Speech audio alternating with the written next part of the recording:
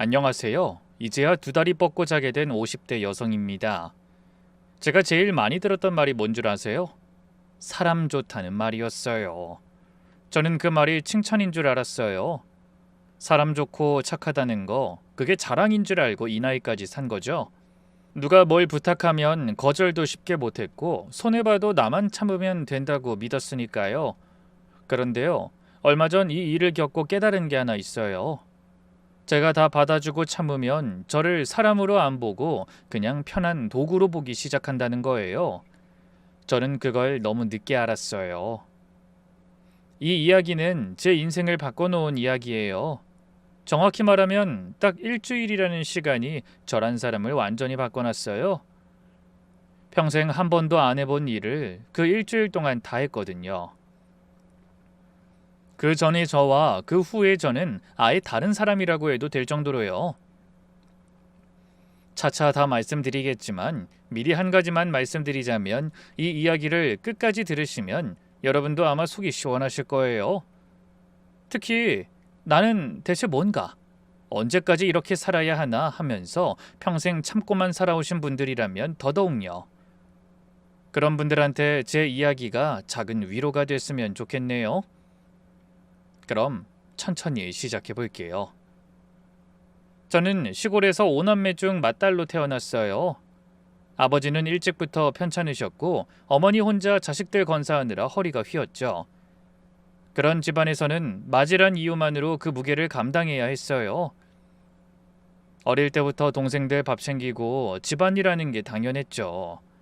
그런 제가 유일하게 숨통 트이던 곳이 외할머니 댁이었어요. 외할머니가 장을 정말 기가 막히게 담그셨거든요. 된장, 간장, 고추장, 청국장까지 동네 사람들이 다 할머니 장맛을 보러 올 정도였어요. 저는 방학 때마다 외할머니 옆에 딱 붙어서 그걸 어깨너머로 배웠어요. 메주를 어떻게 띄우는지, 소금물은 어떻게 맞추는지, 항아리를 언제 열고 닫는지. 하루는 외할머니가 그러셨어요. 장은 사람이 아니라 시간이 담그는 거다. 사람은 정성으로 지켜보는 것뿐이야. 그 말이 그냥 좋았어요. 시간을 들여 기다리면 결국 깊은 맛이 난다는 게요. 그래서 머리가 커서부터는 식품 쪽으로 공부를 해야겠다 마음을 먹었죠.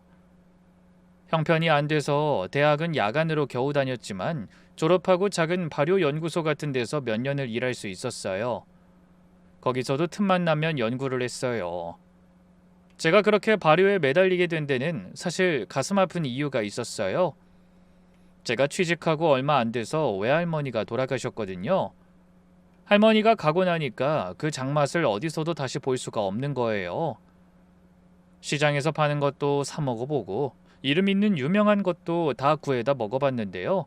이상하게 그 맛이 안 났어요. 외할머니가 말하던 시간이 쌓여서 우러나는 그 깊고 진한 맛이요. 저는 그게 그렇게 서럽더라고요. 이 세상에 다시는 할머니 맛이 없는 거구나. 그 생각을 하면 밥을 먹다가도 눈물이 났어요. 그래서 더 악착같이 매달렸어요. 누가 시킨 것도 아닌데 그게 제 평생 숙제처럼 된 거죠. 다들 시집이나 가라고 할 때 저는 항아리랑 균이랑 씨름하고 있었던 거예요. 그러다가 딱 맞는 균을 하나 얻었어요. 이게 말로는 다 설명하기가 어려운데 그냥 알겠더라고요. 그때 이게 언젠가 내 평생 밥줄이 될 거다 싶은 예감이 들더라고요. 근데 막연한 예감이었어요. 훗날 제 인생을 통째로 구해줄 줄은 그땐 정말 꿈에도 몰랐으니까요. 남편을 만난 건 29 되던 해였어요. 친구 소개로 만났는데 말을 어찌나 잘하던지요. 사람을 기분 좋게 만드는 재주가 있었어요. 듬직해 보였고 집안에서 공장을 한다길래 저는 가족 사업하는 집이구나 했어요. 시골에서 자란 저한테는 그게 뭔가 번듯해 보이더라고요.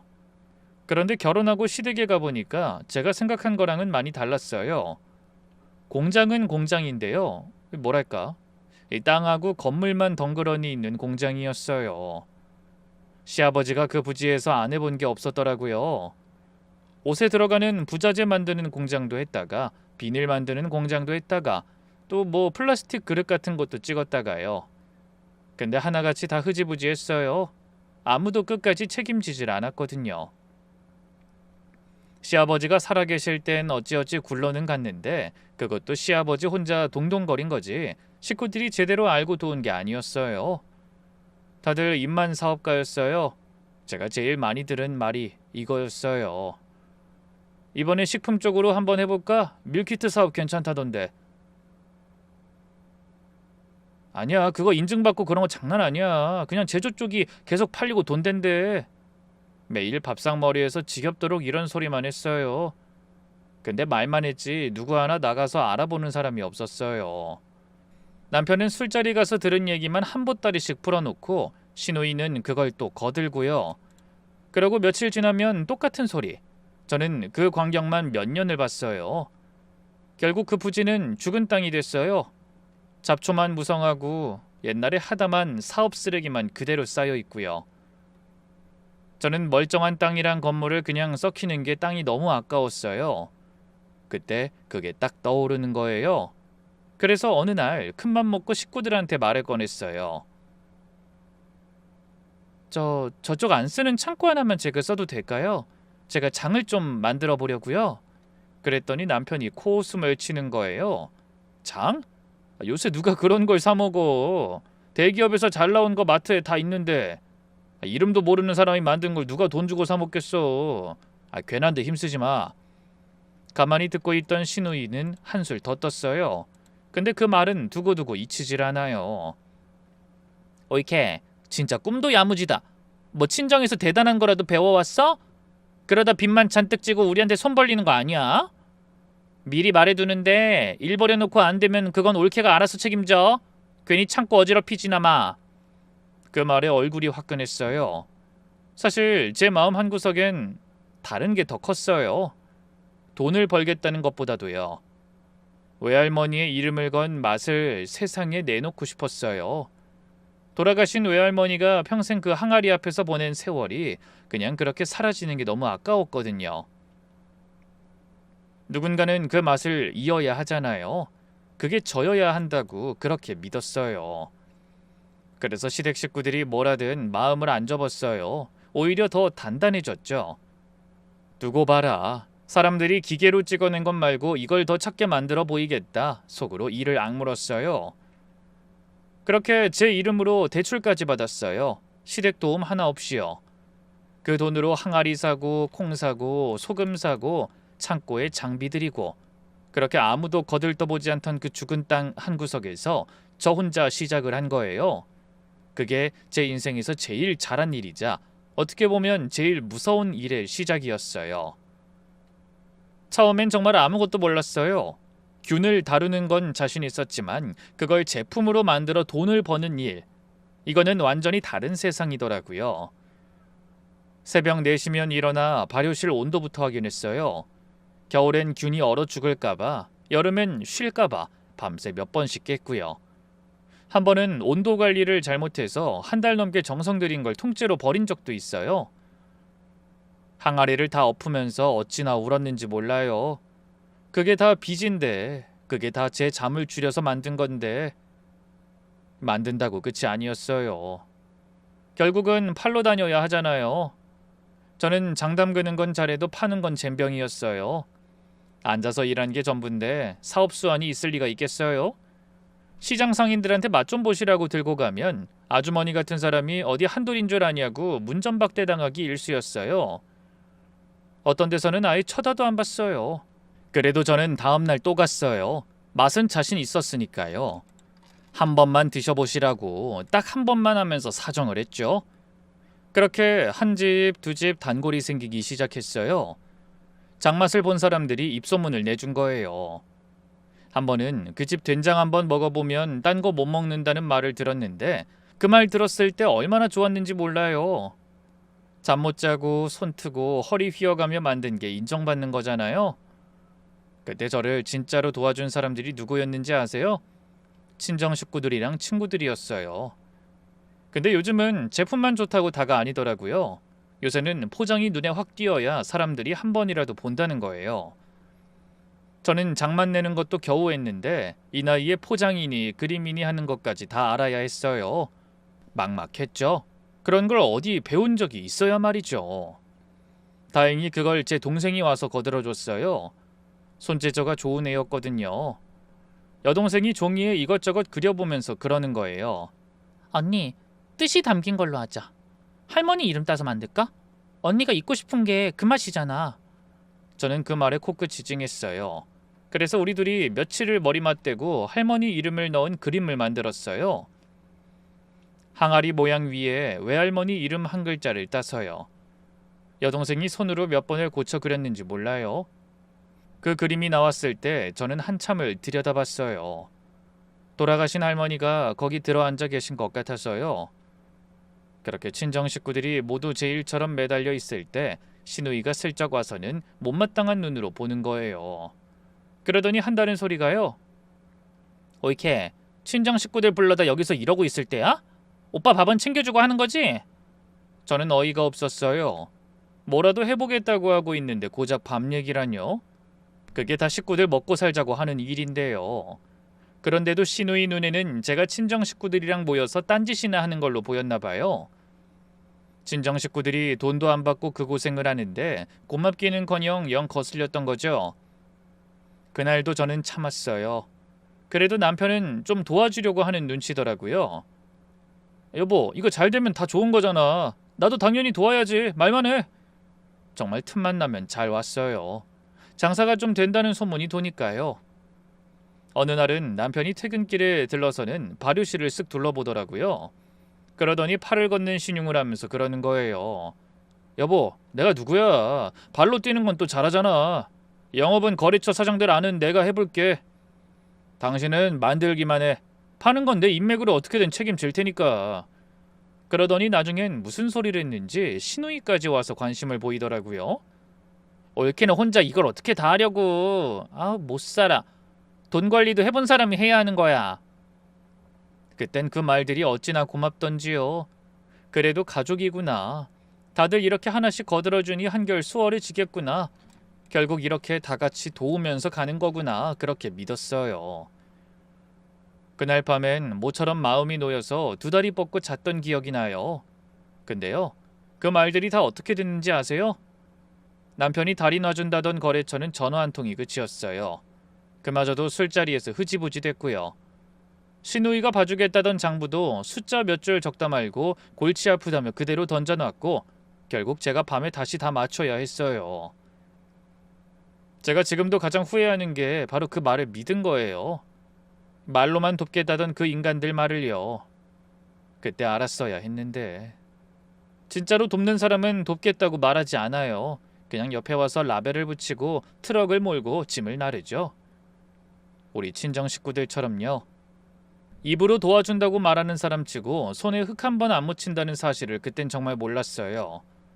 그런데 장사가 점점 커지니까 저 혼자서는 도저히 감당이 안 되더라고요. 주문은 밀려드는데 손은 모자라고 친정 식구들도 생활이 있으니까 언제까지고 붙잡을 순 없잖아요. 그때 마침 시댁 식구들이 슬슬 기웃거리기 시작했어요. 일이 돈이 된다 싶으니까요. 모르는 사람 쓰느니 그래도 시댁 식구들이 낫겠다 싶어서 처음엔 일당 정도만 주면서 조금씩 일을 부탁드렸어요. 시누이한텐 장부 정리를, 그리고 시조카한테는 배달이랑 거래처 심부름을요. 그런데 이게요, 시작부터 삐걱댔어요. 시조카한테 거래처에 물건 좀 가져다 달라고 했더니 며칠을 미루다가 한다는 소리가요.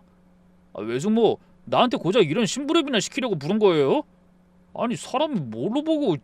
저는 어이가 없었어요. 그게 회사 일인데요. 시누이는 또 어땠는지 아세요? 영수증 모아서 정리해달라고 했더니 대뜸 이래요. 이런 자질구레한 영수증 하나까지 다 모으라고? 난 이런 거 안 맞아. 그리고 옳게, 우리 애한테 그런 배달 일 시키지 마요. 걔 얼마나 귀하게 키워냈는데 짐이나 나르게 하냐고. 근데 그 자질구레한 것 하나하나가 다 사업을 굴리는 일인데 말이에요. 그러더니 어느 날은 온 식구가 모여서 가족 회의라는 걸 하재요. 무슨 대단한 일인가 했더니 글쎄 직함을 정하자는 거예요. 밖에 나가서 명함을 내밀어야 하는데 모양새가 빠진다나요? 먼저 시누이가 운을 뗐어요. 오빠는 그래도 우리 집 장남이니까 오빠가 대표를 해야지. 그래야 모양이 서지. 난 이사 정도가 맞지 않을까? 거래처나 사람들 만나려면 직함이 좀 있어야 말이 먹히지. 그러자 시조카가 옆에서 냉큼 끼어들더라고요. 저는요? 저도 명함 있어야죠. 요새 빈손으로 다니면 사람 취급도 안 해줘요. 전 그럼 실장 정도 달아주세요. 본부장도 괜찮고요. 20살 간 넘은 애가 본부장이래요. 회사가 무슨 소꿉장난인 줄 아는 거예요. 그런데 더 놀라운 건 시어머니가 그걸 또 흐뭇하게 받아주시는 거 있죠? 그럼 우리 손주 똑똑하니까 실장 달아주면 더 잘하겠네. 피는 못 속여. 네 할아버지 피가 너한테 갔나 보다. 자고로 회사는 요직을 딱딱 잡고 있어야 남한테 안 휘둘리는 법이야. 저는 그 자리에 앉아서 듣고만 있었어요. 다들 한 자리씩 척척 나눠 갔는데 누구 하나 일 얘기는 안 하더라고요. 그냥 명함에 뭐라고 박을지 그것만 신나서 떠드는 거예요. 그런데 정작 제 직함은 아무도 말을 안 꺼내는 거예요. 마치 제가 없는 사람인 것처럼요. 한참 있다가 시어머니가 딱 정리를 했어요. 예, 대표는 그래도 우리 큰애가 하는 게 맞다. 넌 그냥 안에서 만드는 거 하니까 뭐 나설 것도 아니고 살림하는 것처럼 챙기면 되지. 뭐 굳이 직함이 필요하냐? 회사 얼굴은 그래도 남자가 해야 믿음도 가고 보기 좋은 거야. 그러니까 회사를 처음부터 끝까지 만든 저는 직함도 없고 손가락 하나 안 보탠 사람들이 대표의 이사까지 다 나눠 가진 거예요. 안 그래도 어이가 없는데 신우이가 한술 더 떴어요. 아이 그래도 이렇게 이 부지가 우리 집안 거라는 건 잊지 마. 이 땅 아니었으면 솔직히 시작도 못했을 거 아니야. 안 그래? 저는 그 말에 좀 정신이 들었어요. 그래서 차분하게 말했어요. 그럼 제가 매달 그 땅값 임대료로 쳐서 드릴게요. 그게 깔끔하잖아요. 그랬더니 신우이가 펄쩍 뛰면서 그러는 거예요. 아니 누가 임대료 달랬어? 그냥 우리한테 다달이 월급 개념으로 좀 챙겨주면 되지. 설마 옳게 혼자 잘 먹고 잘 살자고 이 사업 시작한 건 아니지? 가족이 다 같이 일군 건데 그럼 같이 나눠야 맞는 거 아니야? 같이 일군 거요? 그 사람들이 일군 게 뭐가 있는데요? 저는 그날 처음으로 시댁 식구들이 무섭다는 생각을 했어요. 일은 안 하면서 사업 수익은 가족이란 이유 하나로 다 챙기겠다는 못된 심보잖아요. 그러면서 임대료는 싫대요. 그건 액수가 정해지니까요. 그러면서 월급은 바란다는 게 한도 끝도 없이 받아낼 생각인 게 딱 보이더라고요. 그 속을 그제야 제대로 본 거예요. 예전 같았으면 그냥 서럽고 말았을 텐데 이상하게 머릿속이 차갑게 식는 걸 느꼈어요. 이 사람들의 검은 속을 똑똑히 봤으니까요. 그러면서 한 가지 생각이 딱 들더라고요. 차라리 잘 됐다. 시댁 식구들이 끝까지 이 일을 모르는 게 낫겠다. 만약에 이 사람들이 진짜로 사업에 깊이 발을 들여서 거래처가 누군지, 만드는 건 어떻게 하고 어떻게 돌아가는지 속속들이 알게 되면 그땐 정말 회사를 통째로 뺏겨도 할 말이 없어지는 거잖아요. 그럴 바에는 지금처럼 아무것도 모른 채 명함에 박힌 직함에나 만족하면서 바깥에서 겉돌게 두는 게 낫겠다 싶었어요. 그래서 저는 다달이 손에 얼마씩 쥐어는 주되 진짜 중요한 일에는 절대 못 들어오게 하기로 마음을 먹었어요. 거래처도 만드는 비법도 돈줄도 그 핵심은 내가 꽉 쥐고 있자. 시키는 일은 딱 단순한 것만, 지금처럼만 그렇게 적당히 떼어주면서 경계하자. 그날부터 저는 시댁 식구들 앞에서 더 고분고분한 척했어요. 근데 그게 절대 무서워서 굽히는 게 아니었어요. 저들이 방심하도록 만들려고 일부러 그런 거예요. 그러니 제가 끝까지 만만하고 순진한 며느리인 줄 알았겠죠. 근데 저는 그때 이미 속으론 완전히 다른 사람이 되어가고 있었어요. 그렇게 1년이 훌쩍 흘렀어요. 회사는 제 손에서 점점 더 커졌어요. 그렇게 된 데는 변리사 동창 친구 덕이 컸어요. 지금 생각해도 그 친구한테는 평생 갚아도 못 갚을 빚이에요. 근데 이 친구가 발이 어찌나 넓은지 어느 날 저한테 그러는 거예요. 미숙아, 이거 우리끼리만 알고 먹기 아깝다. 내가 아는 사람이 홈쇼핑 쪽에 있는데 한번 다리 놔줄게. 너 제품 하나는 진짜니까 보여주기만 해. 요새 홈쇼핑이라고 하죠. TV에서 파는 거요. 그런데 거기가 아무나 들어갈 수 있는 데가 아니더라고요. 요새는 규모가 크다고 받아주는 게 아니래요. 직원들이 직접 공장까지 찾아와서 깐깐하게 다 보더라고요. 만드는 과정이 깨끗한지 믿을 만한 데가 맞는지 그걸 하나하나 다 따져서요. 그래서 아무 데서나 파는 흔한 것 말고 자기들만 독점으로 팔 수 있는 제품을 찾는다는 거예요.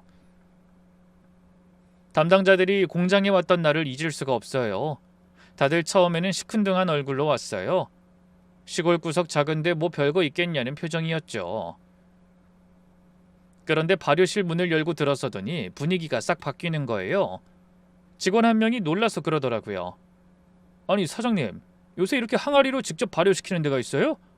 와, 이거 진짜예요? 저는 그 항아리들을 보여드렸어요. 외할머니께 물려받아서 쓰던 항아리들이요. 제가 손맛을 그대로 잇겠다고 최대한 옛날 방식 그대로를 살려 만든다고 설명해드렸죠. 그랬더니 서로 얼굴을 보면서 고개를 끄덕이는 거예요. 딱 여기서만 나오는 거네요, 이건. 사장님, 이거 한번 제대로 해보시죠.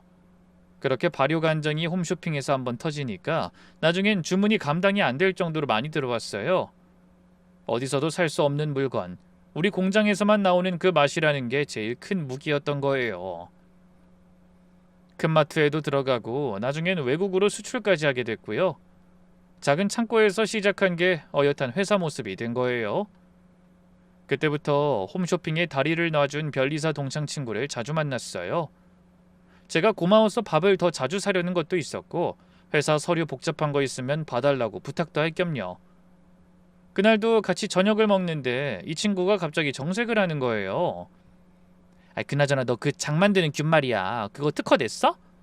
저는 괜히 멋쩍게 웃으며 그랬어요. 무슨 그런 걸 뭐 특허까지 내. 만드는 걸 나만 아는 것도 아닐 텐데. 그랬더니 친구가 답답해하면서 그러는 거예요. 내가 요새 골치 아픈 사건 하나 맡고 있는데 딱 너 같은 경우야. 비법 하나로 회사를 키워놨더니 주변에서 다 빼앗으려고 달려드는 거. 이런 거 나중에 법적으로 가면 진짜 서류 하나 미리 처리 안 해놓은 걸로 땅을 치고 후회하게 된다니까. 너도 빨리 알아보고 당장 네 이름으로 특허내. 회사 이름 말고 꼭 네 개인 이름으로. 알겠지? 저는 솔직히 좀 망설였어요. 그 바쁜 와중에 그런 서류 작업까지 할 엄두가 안 났거든요. 가족끼리 하는 일인데 뭐 그렇게까지 하나 싶기도 했고요. 근데 친구가 어찌나 신신당부를 하던지 며칠을 혼자 고민하다 결국 친구 도움을 받아 조용히 해뒀어요. 제 개인 이름으로요. 그것도 아무한테도 말 안 했어요. 남편한테도요. 그런데 그쯤부터 시댁 식구들 행태는 더 가관이었어요. 사업을 더 키워보겠다고 입으로만 떠들지 누구 하나 제대로 출근을 안 하는 거예요. 명색이 대표란 남편은 골프 약속이 회사 일보다 우선이었고 시조카는 영업 핑계로 늘 자리에 없었어요. 시누이는 점심 먹고 와서 한두 시간 앉아있다 가는 게 출근이었고요. 문제는 거래처에서 터졌어요. 하루는 거래처 부장님이 저한테 전화해서는 대놓고 화를 내는 거예요. 아니 거긴 대체 누가 담당이에요? 영업이사라는 분은 전화를 받질 않고 정산도 한 달째 안 해주고 거래를 계속해야 하나 말아야 하나 고민입니다 지금. 저는 너무 창피했어요. 그래서 그날 저녁에 큰맘 먹고 식구들한테 한 소리를 했어요. 화도 안 내고 최대한 차분하게. 이러면 안 된다고. 거래처에서 이런 말까지 나온다고요. 그랬더니 식구들 반응이 어땠는지 아세요? 이번에도 시누이가 제일 먼저 발끈했어요. 오이케, 돈 좀 만지더니 사람이 완전히 달라졌네. 우리 딴엔 돕는다고 돕는 거야. 받은 만큼은 하려고 하는 거라고. 왜 그렇게 몰아세워? 꼭 아무 일도 안 하는 취급을 하네? 시조카까지 옆에서 입을 삐죽이며 거들었어요. 맞아요. 한다고 하는 건데 사람이 어떻게 매일 기계처럼 딱딱해요. 너무하시네 진짜. 저는 기가 막혔어요. 받은 만큼 한다는 말이 부끄럽지도 않은 모양이더라고요. 제가 뭐라도 말을 하려는데 이런 일에 입도 안 떼던 시어머니가 상을 치면서 버럭 하시는 거예요. 너 지금 뭐 하자는 거냐? 가족끼리 일하면서 좋게 좋게 넘어가야지 뭘 그렇게 다 따지고 들어. 사업 좀 한다고 이제 아주 아랫사람 부리듯 깔보냐? 우리가 더 눈치까지 봐야 돼? 저는 그 말에 가슴이 턱 막혔어요. 지금 일도 일부러 적게 주고 거래처에서 욕먹지 않게 일 좀 제대로 하자는 건데 그게 식구들을 깔보는 게 되어버린 거예요. 시어머니가 그렇게 나오니까 남편도 옆에서 팔짱을 낀 채 저를 못마땅하게 쳐다보고 있었고요. 온 식구가 아주 한편이 돼서 절 몰아세우는데 저 혼자 거기서 무슨 말을 더 하겠어요. 그날 저는 그냥 입을 닫았어요. 더 말해봤자 제 입만 아프겠더라고요. 그리고 며칠 뒤였어요. 점심을 먹는데 직원 하나가 무심코 저한테 그러는 거예요. 대표님, 지난주에 가족분들 다 같이 소고기 드시러 갔다면서요? 좋으셨겠어요? 저는 처음 듣는 얘기였어요. 알고 보니 시누이가 식구들 데리고 근사한 데서 외식하고 온 거예요. 저만 쏙 빼고요. 그게 뭐 그렇게까지 서운한 일이냐 하실 수도 있어요. 근데 그런 일이 한두 번이 아니었어요. 저는 늘 혼자 나와서 일하고 있었고 그 사람들끼리만 즐기는 자리가 너무 많았어요. 그날 처음으로 마음속에 칼 같은 게 생기는 걸 느꼈어요. 아, 난 가족이 아니구나. 그냥 이 집 일꾼이구나. 근데 진짜 충격은 그 다음이었어요. 그 자리에서 뭐가 결정됐는 줄 아세요? 시어머니 생신기념으로 다 같이 일본 여행을 가기로 한 거예요. 또 저만 빼고요. 저는 그것도 모르고 있다가 우연히 남편 핸드폰에 뜬 메시지를 보고 알았어요. 비행기표 예매했다는 안내더라고요. 어른 5명. 이미 제 자리는 없었어요. 저는 그 화면을 한참 들여다봤어요. 손이 다 떨리더라고요. 처음부터 저를 빼고 갈 생각이었던 거죠. 누가 하나 저한테 같이 갈래 한마디 물어보지도 않고요. 여태 이 회사를, 이 집을 먹여 살린 게 누군데 그날 밤 저는 단단히 마음을 먹었어요. 그래, 어디 한번 두고 보자. 여행 떠나는 날 저는 아무렇지 않은 척 배웅했어요. 속으론 칼을 갈고 있었지만 겉으론 평소랑 똑같이요. 짐 싸는 거 도와주고 공항 가는 길 조심하라고 하고요. 남편이 떠나면서 그러더라고요. 여보, 회사 잘 보고 있어. 우리 없는 동안 당신도 좀 쉬엄쉬엄 하고. 그 말이 얼마나 가증스럽던지요. 아니, 누구 회사인데 잘 보라 마라 하는 건지. 근데 식구들이 다 떠나고 나니까 집이 텅 비더라고요. 그게 후련하기도 하고 또 한편으론 서럽기도 했어요.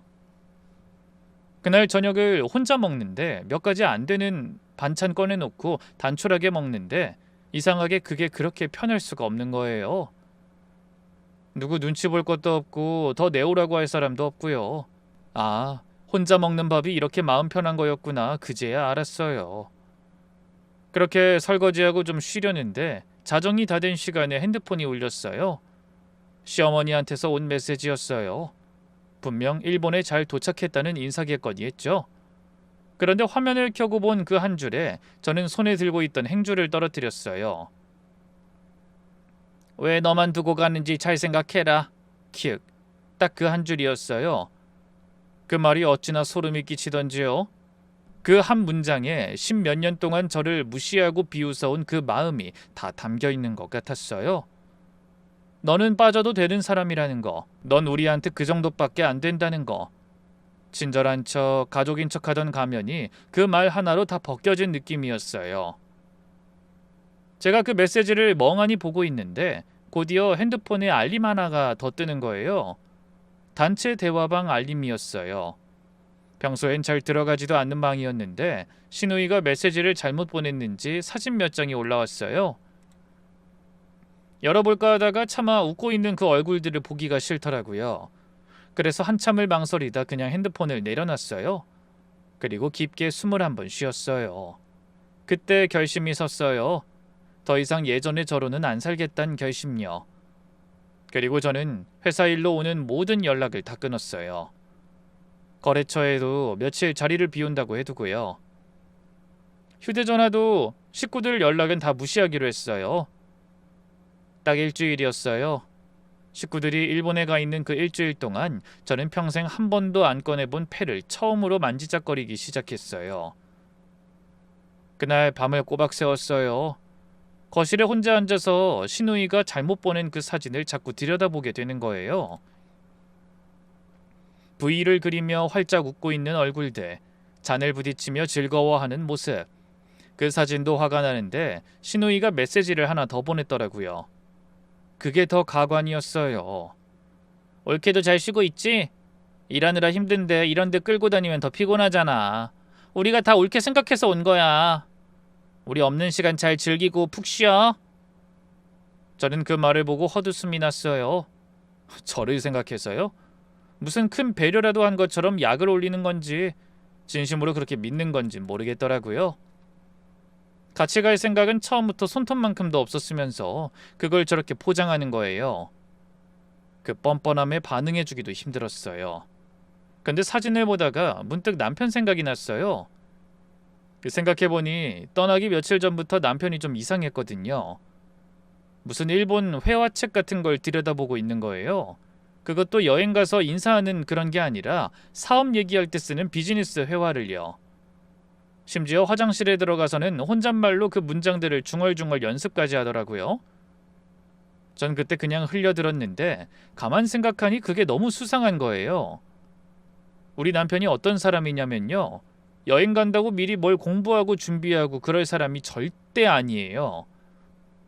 골프 약속 잡는 것 말고는 뭘 챙기는 걸 본 적이 없어요. 그런 사람이 일본말을 외우고 있다는 게 여행 가는 사람이 왜 그런 걸 연습하겠어요? 그게 자꾸 마음에 걸렸어요. 그래서 무심코 남편 메일함을 열어봤어요. 전에 남편이 급해서 봐달라고 부탁한 적이 있었거든요. 그래서 비밀번호를 알고 있었어요. 그런데 거기서 보지 말았어야 할 걸 보고 말았어요. 일본에 있는 어느 유통회사에서 온 메일이었어요. 영어랑 일본어가 섞여 있었는데 중요한 대목은 알아볼 수 있었어요. 우리 회사를 통째로 넘기는 계약, 그리고 금액, 도장 찍을 날짜까지요. 메일 아래쪽엔 남편이 보낸 답장도 그대로 있었어요. 이번에 가서 마무리 짓겠습니다. 운영하는 사람은 저희가 알아서 다 정리하겠습니다. 저는 그 정리할 사람이 저라는 걸 단번에 알았어요. 그러니까 이번 여행이 단순한 가족 여행이 아니었던 거예요. 회사를 일본 쪽에 팔아넘기는 자리였던 거죠. 그리고 그 돈은 다 자기들끼리 나눠 갖고 저는 헌신짝처럼 버릴 작정이었던 거고요. 제가 몇 년을 바친 외할머니 이름이 걸린 그 회사를요. 새벽마다 잘못될까봐 발 동동 구르고 외할머니 손맛을 되살리겠다고 모든 걸 바친 사람인데요. 근데 그들에게 전 그냥 정리하면 되는 사람이었던 거예요. 근데 이상하게도 어느 순간 눈물이 딱 멈췄어요. 머리에서 떠오르는 게 있었거든요. 그래, 너희가 그렇게 나오겠다 이거지? 좋아. 근데 너희가 모르는 게 있어. 저는 날이 밝자마자 친구한테 전화를 걸었어요. 친구가 잠긴 목소리로 전화를 받더라고요. 미숙이니? 야, 이 아침부터 웬일이야? 미안해 자는데 오늘 시간 좀 내줘. 나 상의할 게 있어서 진짜 급한 거야. 저는 그 길로 서류를 다 챙겨서 친구한테 달려갔어요. 특허 서류, 통장, 거래처 계약서와 남편 메일을 캡처한 것까지요. 친구가 그걸 보더니 안경을 벗고 절 빤히 보는 거예요. 너 그동안 호구였던 거 알지? 저는 씁쓸한 미소를 지었어요. 그건 누구보다 제가 더 잘 알았으니까요.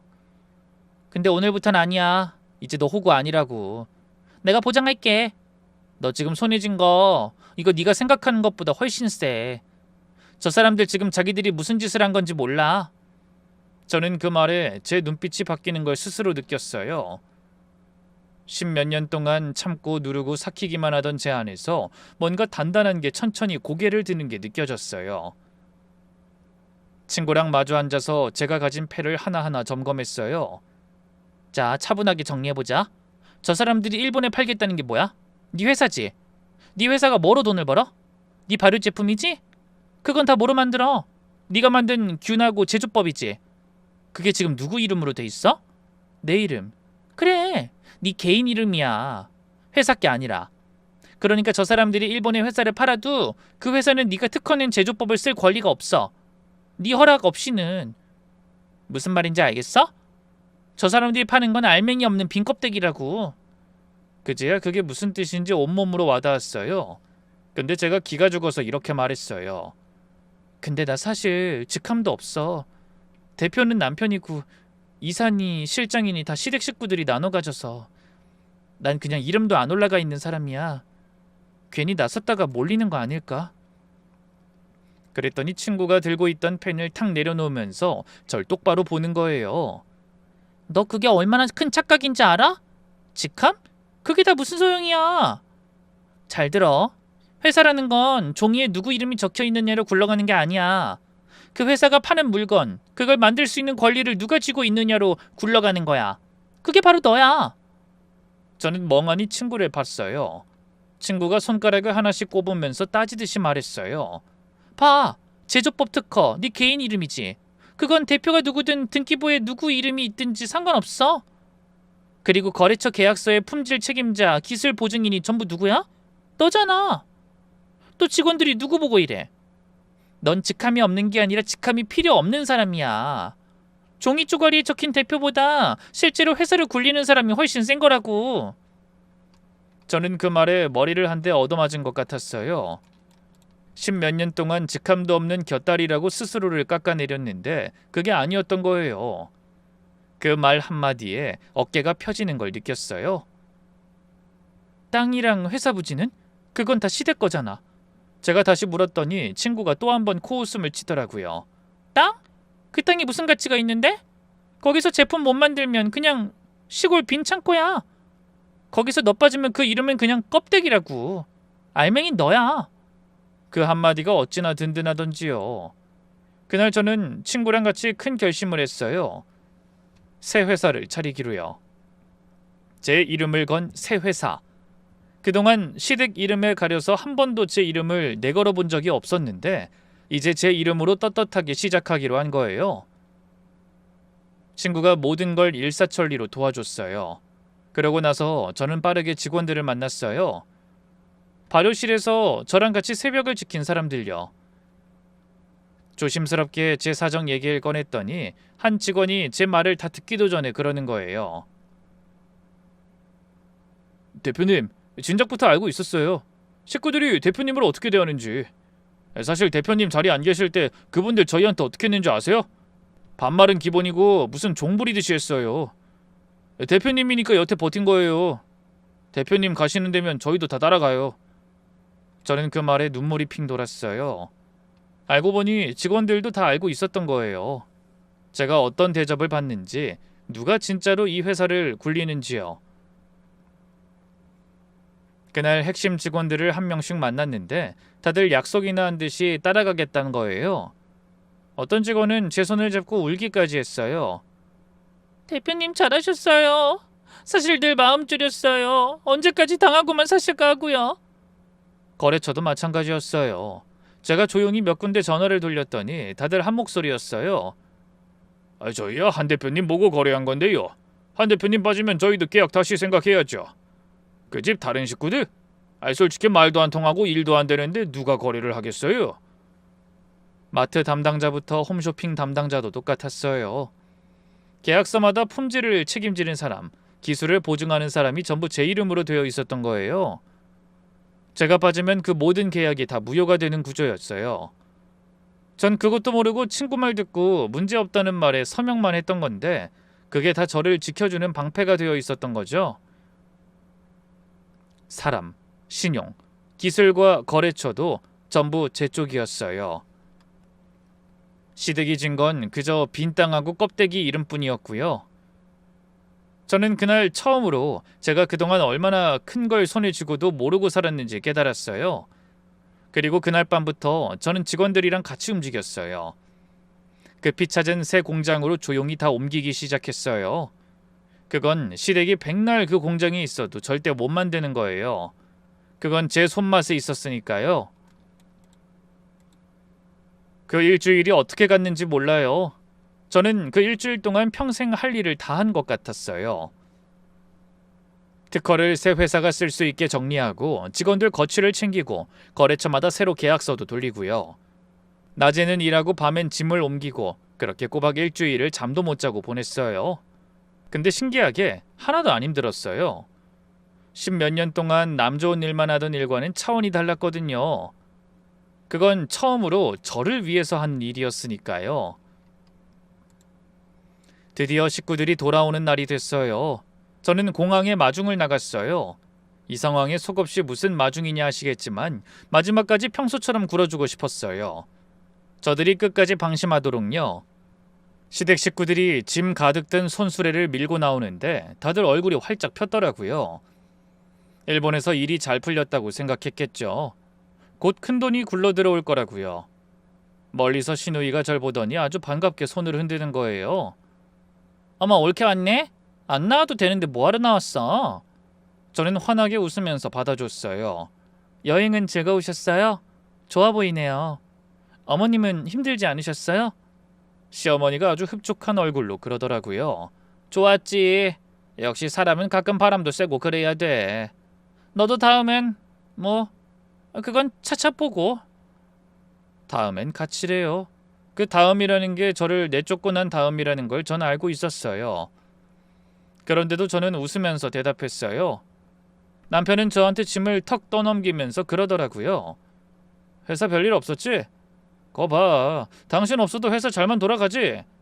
괜히 당신만 유난 떠는 거야. 저는 그 말에 속으로 얼마나 웃었는지 몰라요. 회사가 잘 돌아갔다고요? 그 회사는 이미 텅 비었는데요. 저는 남편 손에 든 짐을 받아들면서 생각했어요. 그래, 이게 너희가 나한테 떠넘기는 마지막 짐이다. 다음 날 아침이었어요. 식구들이 의기양양하게 공장으로 출근을 했어요. 일본 사람들이 곧 한국으로 온다고 회사 넘길 준비를 할 시점이니 더 신경 쓰였겠죠. 그런데 공장 문을 열고 들어선 식구들이 마주한 광경은 그야말로 텅 빈 공간이었어요. 발효실은 항아리 하나 없이 횡하고 기계가 있던 자리엔 자국만 남아있고 직원들 책상까지 다 비어 있었어요. 사람이라곤 그림자도 없었죠. 그 북적이던 공장이 하룻밤 사이에 빈 창고가 되어버린 거예요. 전 그때 마침 공장에 있었어요. 마지막 짐을 정리하러요. 식구들이 새파랗게 질린 얼굴로 우르르 몰려 들어오는데 시누이가 제일 먼저 비명을 지르듯 소리쳤어요. 이게 다 무슨 일이야? 여기 기계랑 다 어디 갔어? 직원들은 시조카는 멍하니 빈 발효실을 보면서 중얼거렸어요. 뭐야 이거? 회사가 하루아침에 왜... 남편은 얼굴이 하얗게 질려서는 저한테 달려들듯이 물었어요. 여보, 당신 지금 무슨 짓 한 거야? 이게 다 뭐냐고? 우리 여행 간 사이에 뭐야? 저는 빈 발효실 한가운데 서서 그 사람들을 천천히 둘러봤어요. 그리고 아주 차분하게 또박또박 말했어요. 무슨 짓이라니? 내 거 내가 가져간 건데. 네 거? 이게 왜 네 거야? 이건 우리 회사 거잖아. 우리 다 같이 만든 건데. 남편이 펄펄 뛰자 저는 피식 웃었어요. 회사 거? 저거 만드는 방법 그거 다 내 이름으로 특허나 있는 거야. 처음부터 회사 게 아니라 내 거였다고. 그건 몰랐어? 하긴 알 리가 없지. 얼마 떨어지는진 궁금해도 저거 만드는 데는 손가락 하나도 안 됐으니까. 그 말에 식구들이 일제히 얼어붙었어요. 시누이가 더듬거리며 물었어요. 특허? 그게 무슨 소리야? 언제 그런 걸 우리랑 상의도 없이... 저는 그 말에 헛웃음이 나왔어요. 상의요? 우리가 언제 뭘 상의하고 했는데요? 내가 발효실 들어갈 때 한 번이라도 같이 들어가서 상의해준 사람 있어요? 그땐 거들떠도 안 보더니 상의 안 했다고 따져요? 저는 한 발 더 다가가서 또박또박 말했어요. 이걸 만드는 방법에 관심이나 가진 적 있어요? 없잖아요. 얼마 떨어지나 통장에 얼마가 들어오나 그것만 궁금했지. 만드는 게 어떻게 돌아가는지는 알려고도 안 했잖아요. 그러니 내가 특허를 내든 말든 여러분이 알 게 뭐예요? 시노이가 입을 뻐끔거리는데 저는 아주 떳떳하게 쐐기를 박았어요. 정 억울하면 내가 항아리 하나 갖다 줄게요. 그걸로 한번 잘 만들어 보세요. 그걸 어떻게 살리는지, 온도를 어떻게 맞추는지, 며칠을 묵혀야 그 맛이 나는지 그거 할 수 있으면 해보세요. 그럼 내가 두 말 안 할게요. 아무도 대답을 못했어요. 당연하죠. 항아리를 갖다 주고 콩을 삶아다 줘도 그 사람들은 못 만들어요. 그건 제 손끝에 머리에만 있는 거였으니까요. 그 침묵이 곧 대답이었어요. 그러자 시누이가 갑자기 다른 걸 물고 늘어지는 거예요. 얼굴이 시뻘개져서요. 그래도 여기 그동안 공짜로 내준 거잖아. 여기 없었으면 어떻게 시작했을 건데?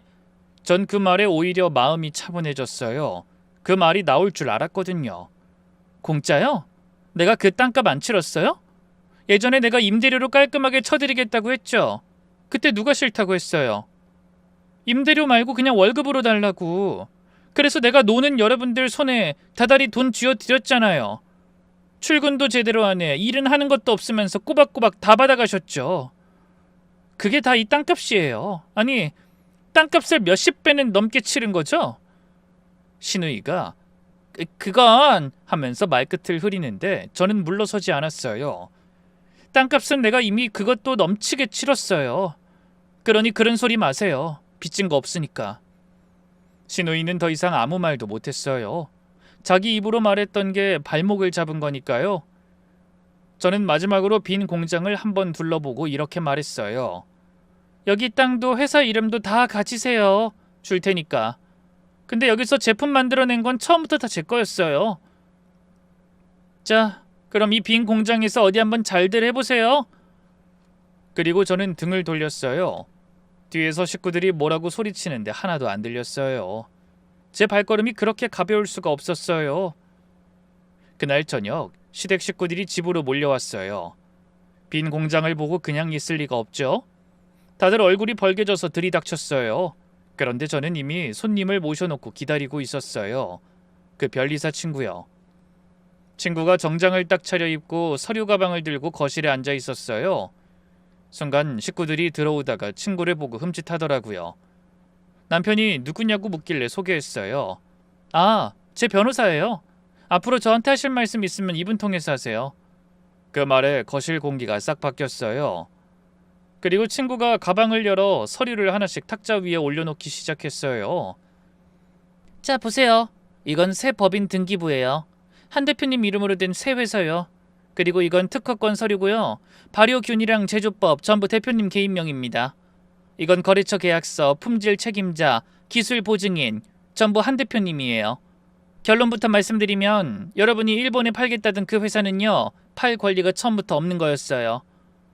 당황한 남편이 더듬거렸어요. 팔 권리가 없다니. 말 그대로예요. 알맹이는 다 한 대표님 거니까요. 빈 껍데기를 파신 거예요. 일본 쪽에도 이미 연락이 갔을 겁니다. 계약은 없던 일이 됐고요. 위약금도 좀 내셔야 할 거예요. 그때 신우이가 악을 쓰기 시작했어요. 이제 대화로는 안 통한다는 걸 안 거죠. 이게 말이 돼? 같이 일군 회사인데 옳게 혼자 다 먹겠다는 거야? 야, 이 도둑년아! 도둑년. 그 말이 나오는 순간 가만히 앉아 계시던 시어머니까지 거들고 나섰어요. 그래, 네가 혼자 일 좀 많이 했다 치자. 그래도 이건 우리 집안 가업이야. 온 식구가 다 매달려서 키운 거라고. 너 혼자 다 차지하겠다는 게 어디 사람이 할 짓이냐? 네가 어떻게 우리한테 이래? 내가 너 잘해보라고 얼마나 도와줬냐? 어? 양심이 있어야지. 전 그 말에 자리에서 천천히 일어났어요. 그리고 그 친구한테 받아둔 또 다른 서류 뭉치를 집어들었어요. 이번엔 제가 직접요. 도둑이요? 무슨 가업이요? 누가 도둑인지 누가 이 회사에 매달렸는지 한번 따져볼까요? 저는 서류를 한 장씩 탁자에 내려놨어요. 우선 이거요. 출퇴근 기록이에요. 자, 보세요. 대표란 사람이 한 달에 회사 나온 날이 며칠인지. 영업한다는 실장은 또 어떻고요. 이사라는 분은 점심때 잠깐 들렀다 가는 게 출근의 전부였죠. 이거 회사면 진작 다 잘렸어요. 출퇴근 기록만 봐도 자를 근거가 차고 넘쳐요. 일이란 걸 한 적이 없으니까요. 식구들이 그 기록을 보고 입을 다물었어요. 저는 다음 장을 내려놨어요. 이건 우리 실장님께서 회사 법인카드로 긁은 내역이에요. 거래처 접대한다고 해놓고 어디다 썼나 봤더니 명품 사고 술 먹고. 이게 다 얼만 줄이나 아세요? 이건 남편이 회사 돈 빼돌린 내역이고요. 거래처에 줄 돈이라고 해놓고 엉뚱한 데로 새나간 돈이요. 그 돈이 다 어디로 갔는진 더 말 안 할게요. 제 입만 아프니까. 남편 얼굴이 시뻘개졌다 하얘졌다 했어요. 저는 멈추지 않고 계속했어요. 아, 이건 아가씨가 이름만 올려놓고 빼간 인건비. 유령 직원이요. 그 돈까지 찾아볼까요? 신우이가 입을 뻐끔거리는데 말이 안 나오는 모양이었어요. 그때 친구가 옆에서 쐐기를 박았어요. 이거요, 그냥 집안 싸움 아니에요. 횡령의 배임이에요. 민사가 아니라 형사라고요. 제가 변호사로서 말씀드리는데 이대로 고소 들어가면 다들 무사하지 못하세요. 거실이 찬물을 끼얹은 듯 조용해졌어요. 그렇게 기세등등하던 사람들이요. 그때 신우이가 갑자기 바닥에 무릎을 꿇는 거예요. 옳게, 내가 잘못했어. 아니 우리 식구가 다 잘못했어. 한 번만 봐줘. 응? 우리가 진짜로 옳게 미워해서 그랬겠어? 가족이잖아. 가족끼리 이러면 안 되지. 그 가족이란 말, 저를 그 오랜 시간 올가매던 그 말을 이제 와서 꺼내는 거예요. 자기들 불리하니까요. 저는 가슴에만 내내 담아뒀던 말을 꺼냈어요. 가족이요? 제가 하루만 쉬어봤으면 소원이 없겠다고 할 때 누구 하나 저 대신 발효실 들어가 준 사람이 있어요? 저 없이 맨날 모여서 밥 먹고 웃고 떠들고 여행은 저만 쏙 빼고 가면서 어머님 저한테 뭐라고 보내셨어요? 왜 너만 두고 가는지 잘 생각해라고요? 그러더니 시누이가 시어머니를 돌아보면서 다급하게 소리치는 거예요. 엄마 뭐해? 엄마도 빨리 잘못했다고 빌어. 가만히 있지 말고 빨리. 그 말에 시어머니까지 무릎을 꺾고 앉더라고요. 고개까지 푹 숙이고요. 얘야, 내가 다 잘못했다. 늙은이가 뭘 몰라서 그랬다. 한 번만 받아오. 응? 저는 제 다리를 붙잡고 늘어진 두 사람을 가만히 내려다봤어요. 예전 같았으면 그 모습에 마음이 약해졌을 거예요. 어른이 저렇게까지 하는데 하면서요. 근데 전 이제 그런 사람이 아니었어요. 저는 차갑게 말했어요. 이러지 마세요. 달라지는 거 없으니까. 이렇게 계속 제 다리 붙잡고 계신다고 해도 전 마음 안 바꿉니다. 여태 한 번도 안 바뀌던 게 당신들이었잖아요. 저도 똑같이 할 거예요. 그리고 옆에 돌처럼 굳어있던 남편 앞에 서류 한 장을 더 내려놨어요. 이혼 소장이었어요. 이 회사 다 누구 피땀인 줄 알아? 그거 다 빼앗아서 나 내쫓고 그 돈으로 당신 식구들 잘 살 생각만 했지? 나더러 잘 생각해보라고 해서 나 잘 생각했어. 이게 내 대답이야. 남편이 그 이혼 소장을 보고 손을 덜덜 떨었어요. 여보, 그래도 이것까진 너무한 거 아니야? 어차피 난 당신한테 돈 벌어다 주는 일꾼이었잖아. 이제 그것도 그만할래. 지겹다.